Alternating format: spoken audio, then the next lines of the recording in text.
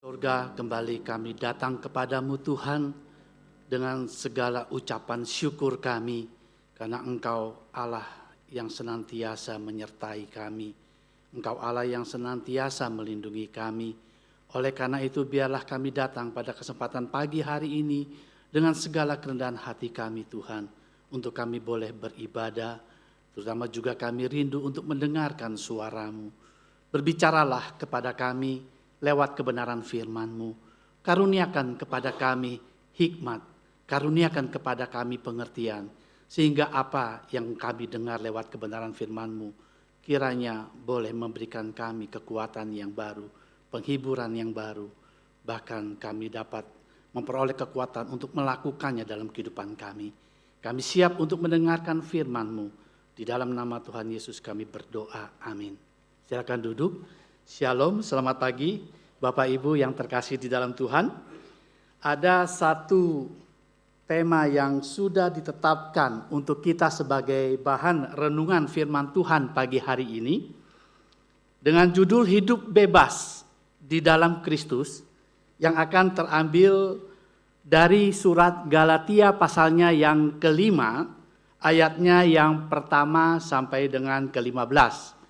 Galatia pasalnya yang kelima, ayatnya yang pertama sampai dengan ke-15. Kita akan berusaha untuk memahami apa yang dimaksudkan dengan kehidupan bebas di dalam Kristus dan bagaimana kebebasan ini seharusnya bekerja di dalam kehidupan kita. Bagaimana kebebasan ini seharusnya menjadi penggerak dan kekuatan dalam kehidupan orang percaya. Demikian firman Tuhan saya akan bacakan dan Bapak Ibu menyimak bersama-sama. Supaya kita sungguh-sungguh merdeka.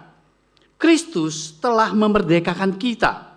Karena itu berdirilah teguh dan jangan mau lagi dikenakan kuk perhambaan.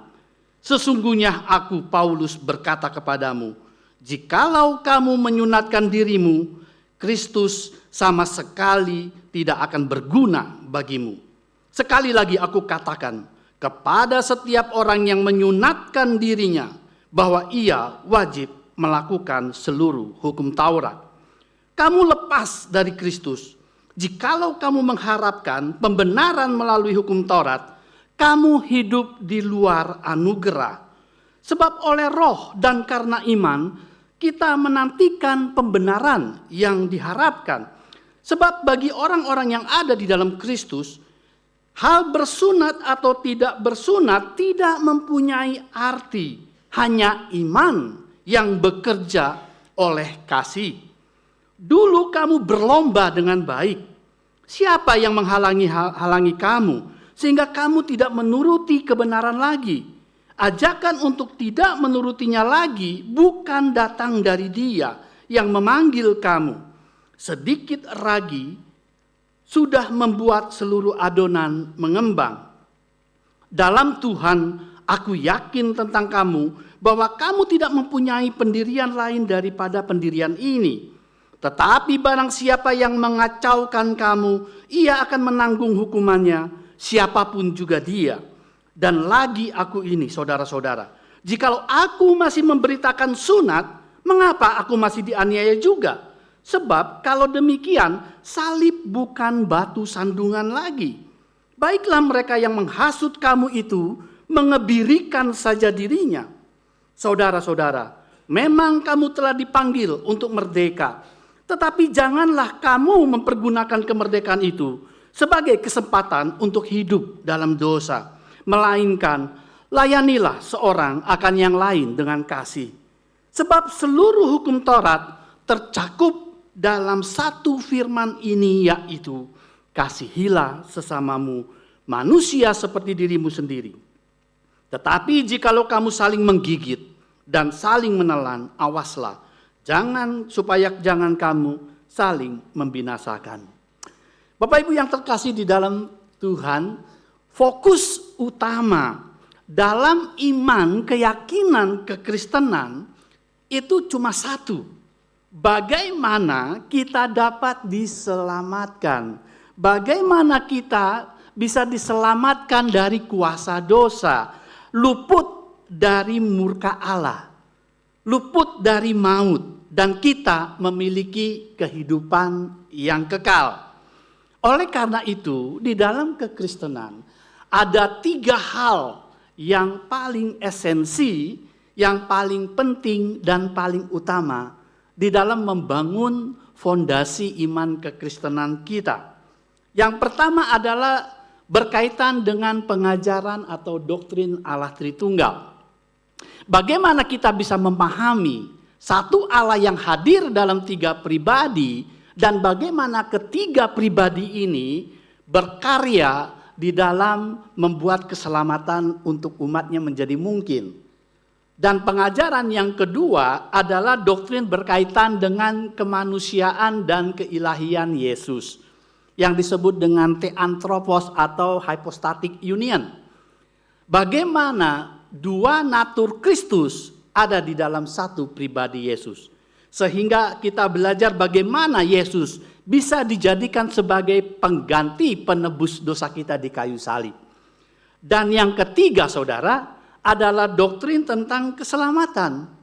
Bagaimana memahami bahwa manusia itu dibenarkan oleh anugerah saja melalui iman, atau yang dikenal dengan justification by faith alone.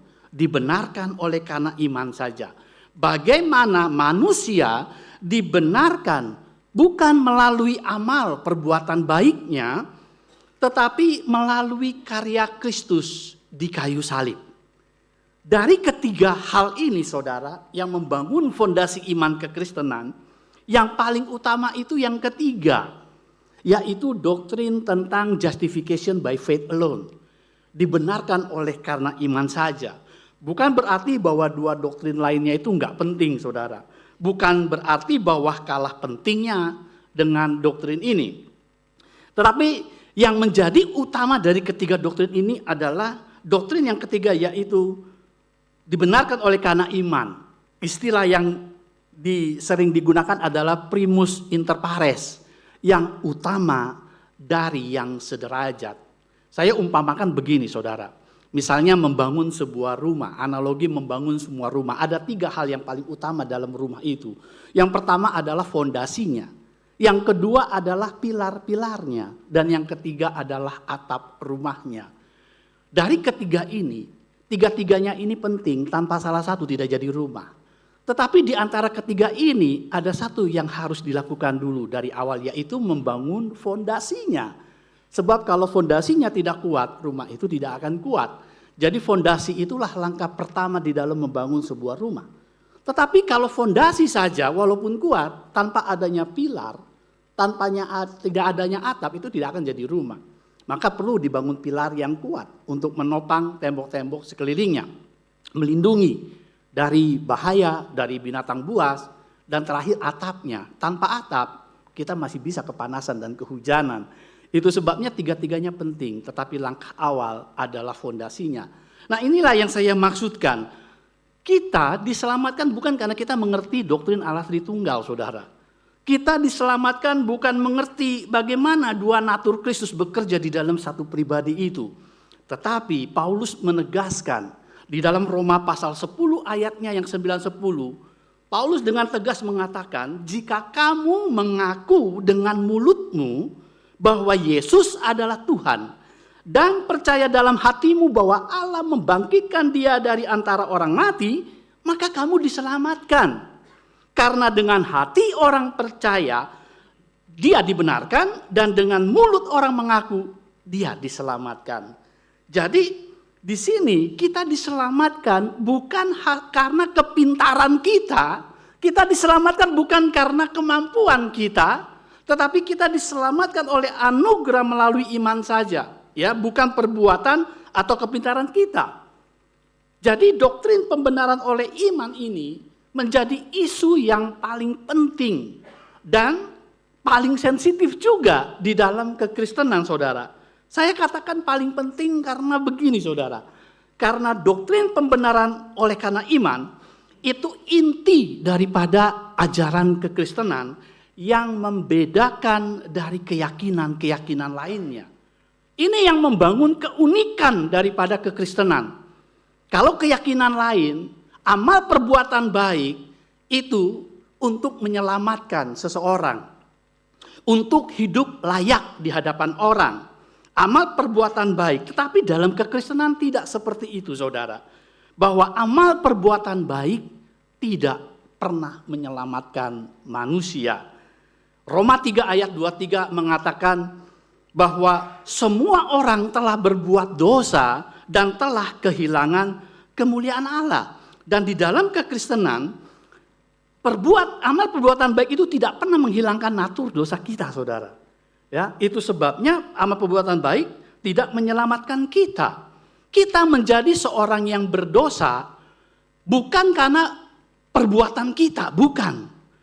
Tetapi sebaliknya, karena kita adalah seorang pendosa, maka perbuatan kita adalah dosa. Dan itu yang dikatakan oleh Yesus ketika dia mengatakan, tidak mungkin pohon yang baik mengeluarkan buah yang buruk, ataupun pohon yang tidak baik menghasilkan buah yang baik. Ya, artinya tidak mungkin pohon yang buruk bisa mengeluarkan buah yang baik.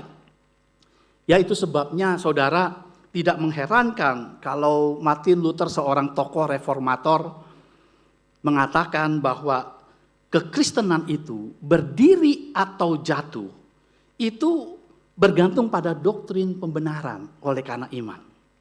Dan John Calvin, salah satu juga tokoh reformator, mengatakan doktrin pembenaran merupakan pegangan di mana kekristenan sejati berdiri.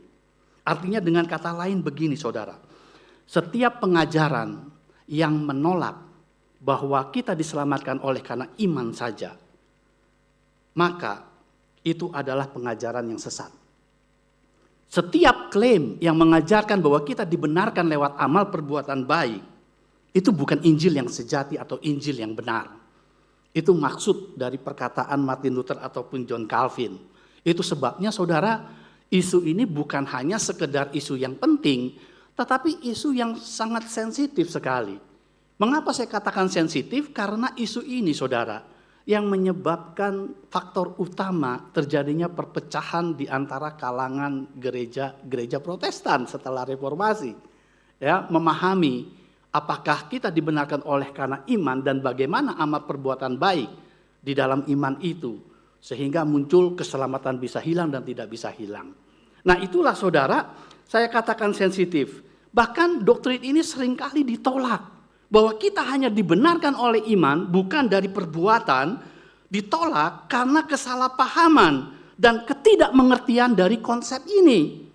Yang mengarah pada konsep yang disebut antinomian atau anti hukum. Seolah-olah kalau kita dibenarkan oleh karena iman, kita tidak perlu lagi berbuat sesuatu yang baik. Kita sudah terbebas dari hukuman, kita seolah-olah tidak punya obligasi atau kewajiban untuk berbuat baik lagi. Ya, itu sebabnya seolah-olah kalau dibenarkan oleh iman, kita seolah-olah tidak bertanggung jawab lagi terhadap perbuatan kita. Dan ini menyalahartikan dan menyalahgunakan makna anugerah Allah atau kasih karunia untuk melakukan perbuatan yang bebas. Ya, itulah sebabnya saudara, di dalam ayat-ayat yang tadi kita baca, fokus utamanya berkaitan dengan hal ini. Bagaimana perbuatan itu ada dalam bagian daripada keselamatan oleh iman itu. Paulus mengatakan di dalam ayatnya yang pertama, supaya kita sungguh-sungguh merdeka, Kristus telah memerdekakan kita. Saudara, hati-hati membaca ayat ini karena di sini dikatakan supaya kita sungguh-sungguh merdeka, bukan berarti bahwa kemerdekaan kita itu belum lengkap begitu ya. Bukan berarti bahwa kemerdekaan ini masih kurang sehingga supaya sungguh-sungguh maka Yesus melengkapinya. Bukan seperti itu ya. Tetapi kita membacanya seperti ini, saudara. Karena Kristus sudah membebaskan kita, maka kita menjadi orang-orang yang merdeka sepenuhnya. Menjadi merdeka sejati ya. Jadi di sini kemerdekaan yang diberikan oleh Kristus lewat karya yang di kayu salib membuat kita benar-benar orang-orang yang sudah terlepas, orang-orang yang sudah merdeka. Dan itu sebabnya Paulus mengatakan, oleh karena itu berdirilah teguh dan jangan mau lagi dikenakan kuk perhambaan. Jadi di sini saudara, dua perintah ini untuk berdiri teguh dan bertahan menunjukkan bahwa kemerdekaan, kebebasan yang Yesus berikan kepada kita lewat karyanya di kayu salib itu bukan kemerdekaan yang pasif, tetapi kemerdekaan yang harus kita pertahankan dan harus kita kerjakan. Dalam artian kemerdekaan yang diberikan oleh Kristus kepada kita itu harus mempunyai arah dan tujuan. Ya, arah tujuan yang jelas dan pasti, yaitu kita juga menolak untuk diperbudak kembali yang Paulus katakan dengan kuk perhambaan. Jadi masalah utama di dalam jemaat Galatia ini saudara, munculnya ajaran sesat yang masuk ke dalam gereja, terutama dari Yudaisme. Mereka orang-orang percaya dari Yudaisme ini mengajarkan kalau kamu harus mau diselamatkan, kamu harus melakukan hukum Musa. Kamu harus melakukan hukum Taurat, yaitu disunat untuk diselamatkan. Jadi mengajarkan sunat sebagai syarat untuk masuk ke dalam umat perjanjian itu. Saudara-saudara, sebenarnya kalau kita melihat di sini, Paulus menggunakan istilah, kalau kamu mengikatkan kembali kepada hukum sunat atau hukum Taurat, Paulus menggunakan istilah yang cukup tegas dan keras, yaitu kuk perhambaan.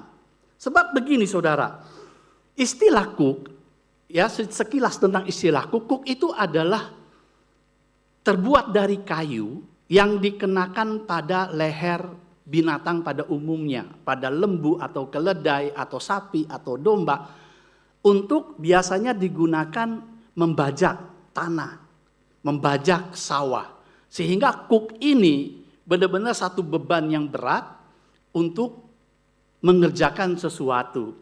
Dan di dalam literatur Alkitab menariknya, kuk itu lebih utama dikenakan kepada manusia sebagai lambang adanya tanggung jawab dan kewajiban yang harus dilakukan oleh seseorang hamba atau seorang budak.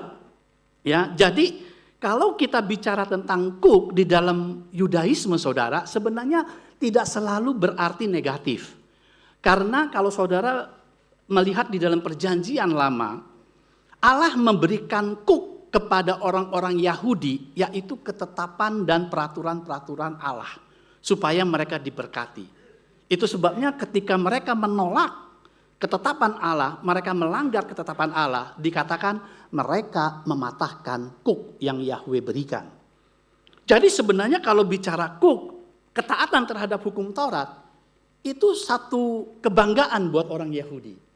Satu istilah yang memang mereka kejar dalam kehidupannya.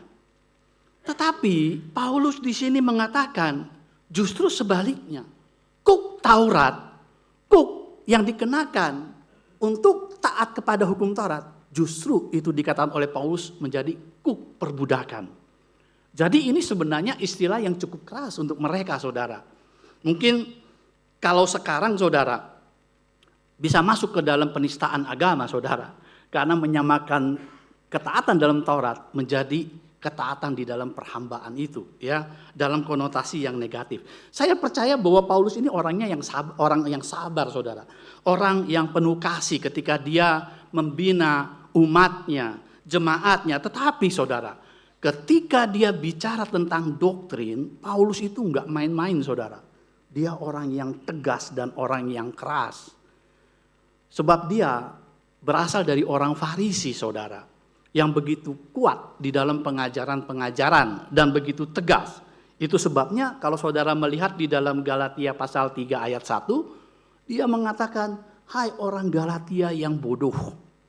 Dia menyebut jemaat Galatia itu orang bodoh saudara. Saudara bayangkan enggak kalau seandainya ada pendeta yang mengatakan, jemaat GKY yang bodoh begitu kan. Saudara mungkin nggak ke gereja lagi kali ya. Tapi Paulus mengatakan itu kepada jemaat di Galatia. Nah menariknya saudara, ada dua istilah yang digunakan dalam Alkitab untuk kata bodoh ini saudara. Yang pertama adalah bodoh karena orang ini tidak punya kapasitas mental intelektual. Itu yang disebut dengan asunetos. Tetapi Paulus di sini menggunakan istilah yang lain, yaitu bodoh bukan karena mereka tidak punya kapasitas mental intelektual. Mereka punya, mereka mengerti, tapi masalahnya mereka malas berpikir. Mereka sudah tahu kebenaran itu. Mereka sudah tahu apa yang diajarkan oleh Paulus. Bahkan di dalam ayat selanjutnya dikatakan, engkau sudah berlomba dalam kebenaran itu. Sudah sungguh, tapi kenapa engkau begitu lekas berbalik dari tawaran yang bukan Injil yang benar ini? Nah, itulah yang digunakan di dalam jemaat Galatia ini. Orang-orang yang sebenarnya punya kemampuan untuk berpikir, tetapi dia tidak mau berpikir begitu. Tidak menggunakan kemampuannya untuk benar-benar mengerti ajaran yang benar dan ajaran yang sesat. Bahkan saudara, Yesus sendiri itu menggunakan istilah kuk dengan arti dan tujuan yang berbeda. Di dalam Matius pasal 11 ayat 28 sampai 30. Yesus mengatakan begini saudara, marilah kepadaku semua yang letih lesu dan berbeban berat, aku akan memberikan kelegaan kepadamu. Jadi Yesus mengatakan orang-orang yang letih lesu dan berbeban berat ini adalah orang-orang yang memang harus punya kewajiban melakukan sesuatu supaya dia berkenan kepada Allah. Supaya dosa-dosanya diampuni. Supaya dibenarkan di hadapan Allah. Dan Yesus mengatakan, pikulah kuk yang kupasang dan belajarlah padaku. Karena aku lemah lembut dan rendah hati dan jiwamu akan mendapat ketenangan. Sebab kuk yang kupasang itu enak dan bebanku pun ringan. Jadi Bapak Ibu, Yesus datang sebenarnya untuk melepaskan kuk perhambaan ini. Dan menggantikannya dengan kuk yang memerdekakan. Ya tidak ada memang di dalam istilah Alkitab kuk yang memerdekakan, tetapi tersirat di dalam hal ini Yesus mengajarkan pikulah kuk yang kupasang. Kuk ini dikatakan kuk yang enak dan ringan karena kuk ini berbicara tentang anugerah yang Allah berikan, anugerah yang sudah Tuhan berikan kepada kita. Bukan dari usaha manusia dan hasilnya pun adalah jaminan daripada keselamatan. Jadi Yesus membebaskan kuk ini saudara. Bukan kemudian kita menjadi liar begitu. Kita dibebaskan bukan untuk hidup seenaknya. Kita dibebaskan oleh Yesus bukan kesana kemari tanpa tujuan, tapi sebaliknya. Kuk yang dilepaskan oleh Yesus harus digantikan dengan kuk yang ditaruh oleh Yesus. Ya, itu sebabnya dikatakan pikulah kuk yang kupasang itu. Dan saudara-saudara, di dalam ayat selanjutnya pasal 2 dan ke-6, Paulus kembali menegaskan apa yang dimaksud dengan kuk perhambaan ini. Kuk perhambaan di sini adalah berbicara tentang secara khusus hukum sunat. Karena hukum sunat ini saudara, bagi orang-orang Yahudi itu adalah tanda yang dimandatkan, tanda yang diwajibkan sejak zaman Abraham yang kemudian dimasukkan ke dalam hukum Musa, bahwa seseorang untuk diselamatkan paling tidak langkah pertama adalah dia harus disunat. Ya, dan pengajaran ini kemudian dipaksakan juga kepada orang-orang yang sudah percaya. Jadi Paulus mengatakan ada konsekuensi yang sangat fatal kalau kita kembali kepada kuk perhambaan ini, kepada hukum sunat ini. Ini fatal. Mengapa saya katakan begitu? Yang pertama, Paulus menegaskan, kalau seseorang disunat, maka Kristus tidak berguna lagi. Kalau seseorang mengikuti hukum Taurat ini, maka Kristus tidak ada artinya lagi. Karya Kristus tidak bermanfaat lagi. Dan Paulus menegaskan, sebab di dalam hukum Taurat, ketika seseorang melakukan hukum Taurat, maka ia wajib melakukan seluruh isi hukum Taurat. Dengan kata lain begini saudara, pelanggaran terhadap satu hukum Taurat melanggar seluruh isi hukum Taurat. Jadi tidak boleh pilih-pilih. Itu sebabnya tidak ada seorang pun yang sanggup menggenapi hukum Taurat itu. Jadi di sini sunat itu membuat karya Kristus tidak berarti. Dan yang kedua, Paulus kembali menegaskan di dalam ayat 2 dan ke-6, kalau kamu masih mengharapkan pembenaran oleh karena melakukan hukum Taurat, Paulus mengatakan kamu lepas dari Kristus. Kamu terpisah dari Kristus. Kamu hidup di luar kasih karunia. Kamu hidup di luar anugerah. Ayat ini sebenarnya yang menjadi salah satu ayat polemik dari apakah keselamatan bisa hilang atau tidak, saudara. Tetapi kalau kita melihat konteksnya, ini jelas sekali. Kalau kamu masih bergantung pada hukum Taurat, legalisme, aturan-aturan ibadah kamu hanya untuk dibenarkan oleh Allah, maka sesungguhnya Yesus itu nggak ada artinya. Yesus itu nggak ada gunanya. Oleh karena itu kamu akan lepas dari Kristus, kamu akan berusaha menyelamatkan lewat amal perbuatan baik kamu. Dan kamu akan gagal, kamu tidak akan mungkin memperolehnya. Itu sebabnya Paulus dengan tegas sekali. Kalau kamu memilih itu konsekuensinya fatal.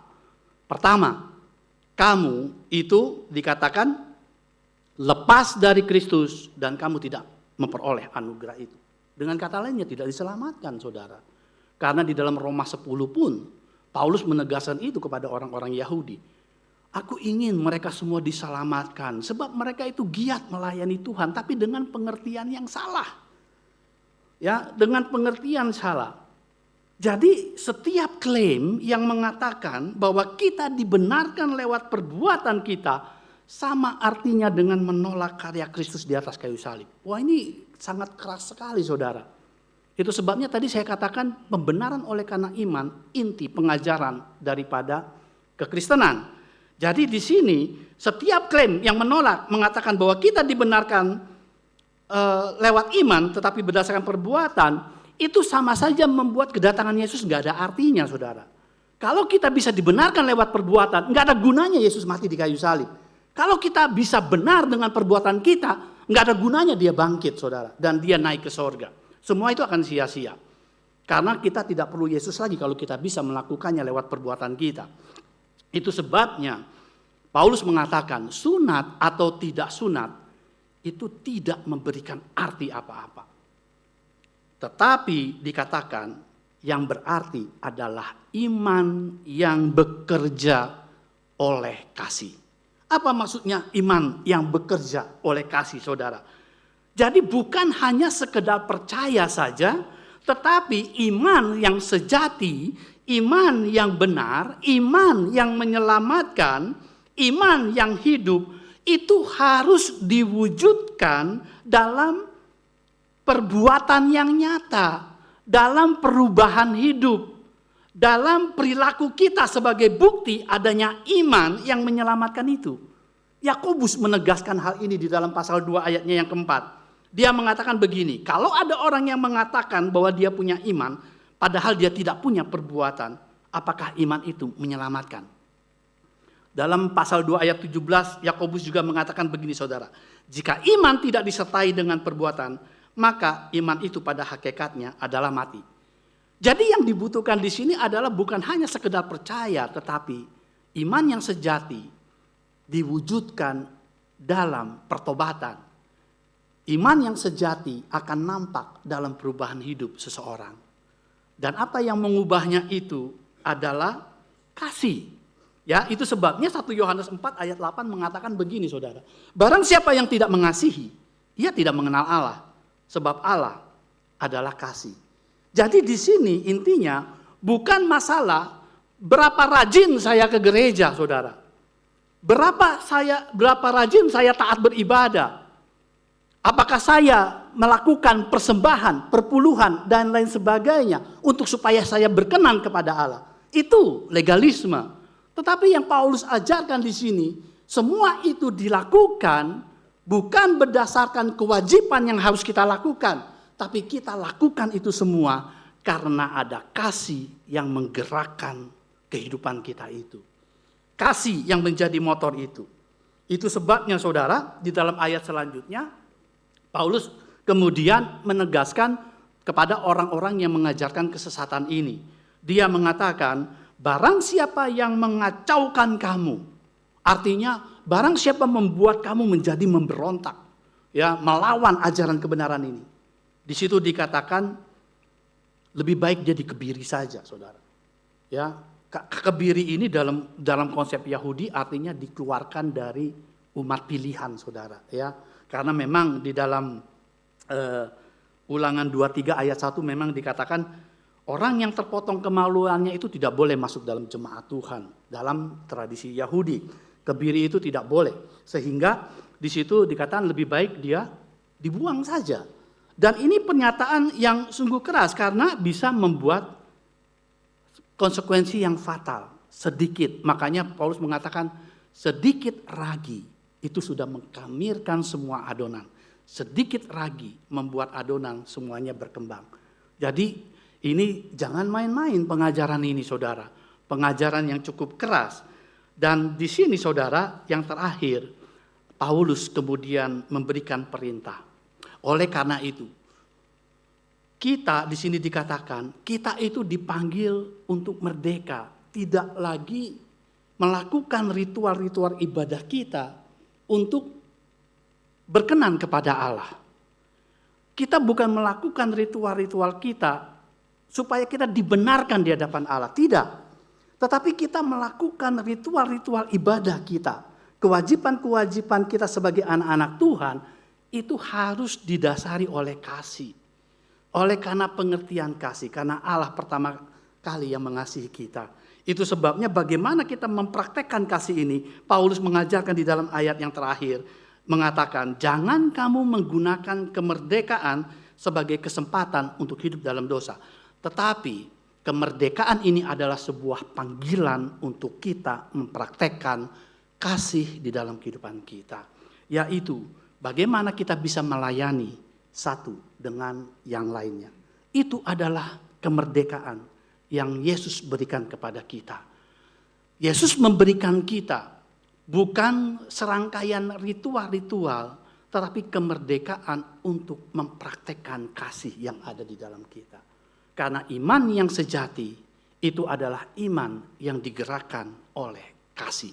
Ya, itu sebabnya saudara, lewat pemberitaan firman Tuhan pagi hari ini, kita bisa dapat belajar dua hal penting di sini. Yang pertama, bahwa kita adalah orang-orang yang merdeka sepenuhnya. Artinya, kita sudah dibenarkan bukan karena perbuatan baik kita, bukan karena kita hebat, bukan karena kita pintar, tapi karena kita dianugerahkan iman untuk percaya kepada Kristus. Karya Kristus itulah ketika kita percaya, kita dibenarkan. Ketika kita beriman, kita diangkat menjadi anak-anak Allah. Ketika kita percaya, kita diangkat menjadi anak Allah dan menerima apa yang sudah dijanjikan. Itu sebabnya kemerdekaan ini Paulus katakan, mari kita isi kemerdekaan ini dengan tujuan panggilan kita. Bagaimana kita melakukan kemerdekaan ini sesuai dengan maksud tujuan Allah memanggil kita, yaitu untuk melayani satu dengan yang lain. Mulai dari keluarga kita, saudara. Sebagai suami yang menjadi imam dalam keluarga, suami yang mengasihi istri, mengasihi anak-anaknya, istri yang menjadi penolong, mendidik anak-anaknya, seorang anak yang hormat kepada orang tua, bertanggung jawab terhadap pendidikannya, sebagai pemimpin yang bijaksana, yang adil, sebagai karyawan yang disiplin, yang taat aturan. Dimanapun kita ditempatkan berada, kita bisa menjalankan kemerdekaan itu untuk mengasihi satu dengan yang lain, melayani satu dengan yang lain. Kiranya firman Tuhan ini kembali mengingatkan kita untuk kita sungguh-sungguh mengisi kemerdekaan kita sesuai dengan tujuan panggilan kita. Amin. Tuhan Yesus memberkati. Mari kita berdoa. Bapa, kembali kami datang kepadamu Tuhan dengan ucapan syukur kami atas anugerah yang sudah Engkau berikan kepada kami. Kebebasan untuk kami boleh mempraktekkan kasih yang ada di dalam kami. Berikan kami hikmat, berikan kami kekuatan untuk kami boleh melakukannya dalam kehidupan kami. Dimanapun Engkau tempatkan kami berada. Sehingga kemerdekaan yang sudah Engkau berikan bagi kami ini sungguh-sungguh dapat berarti bagi orang lain dan memuliakan nama Tuhan. Di dalam nama Tuhan Yesus kami berdoa dan kami mengucap syukur. Amin. Tuhan memberkati.